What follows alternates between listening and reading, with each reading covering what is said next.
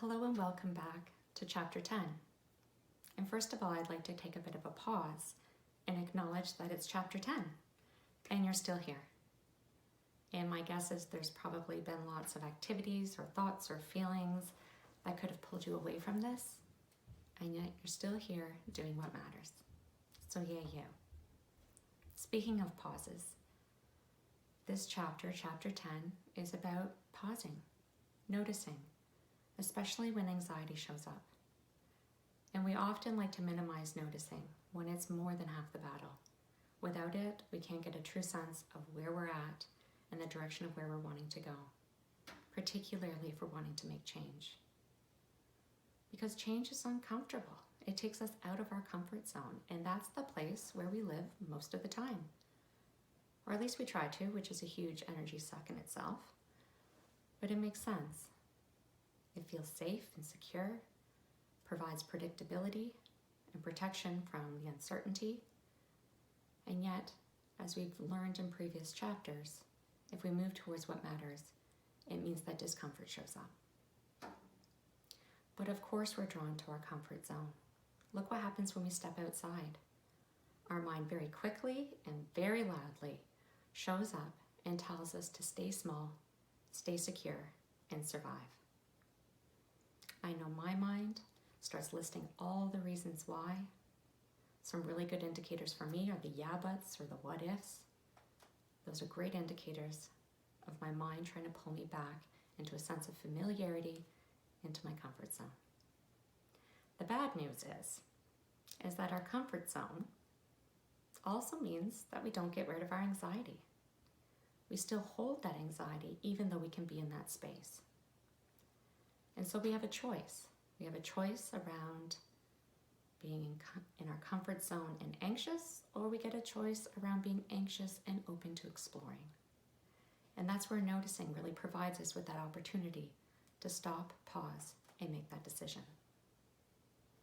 You doing these videos, for example, taking the time to focus, engaging in the activities, and then practicing at home, I'm sure brings a lot of discomfort, and there's been that openness to exploring.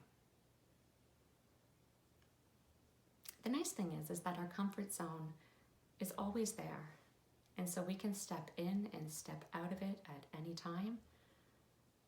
But for now, I'm actually going to ask you to step outside and participate in a mindful experience.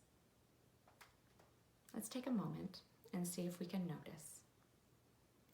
When anxiety shows up for you, related to your teen or something else, I'm going to ask you to consider how it tells you to stay small and to stay safe. Does it tell you to avoid difficult conversations with your child, or is it the opposite and tells you to go in guns a-blazing?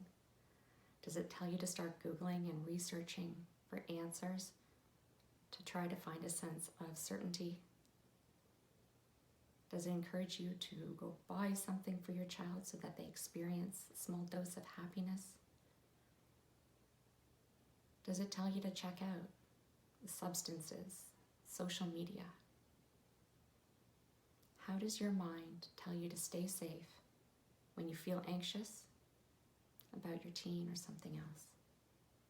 Can you take a few minutes and try to notice and label it?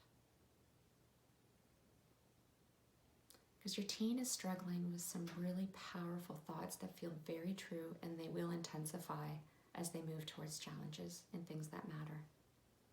This week, I'm going to ask you to help them become more aware and connect to what matters in that moment.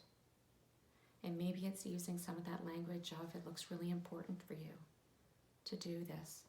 It must be tough to do these things when anxiety tells you not to. Or it looks like that was outside of your comfort zone, and yet there must have been something about it that was important to you.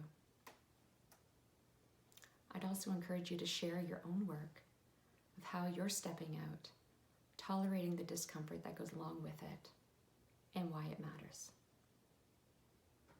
It's hard work, and you're doing great work.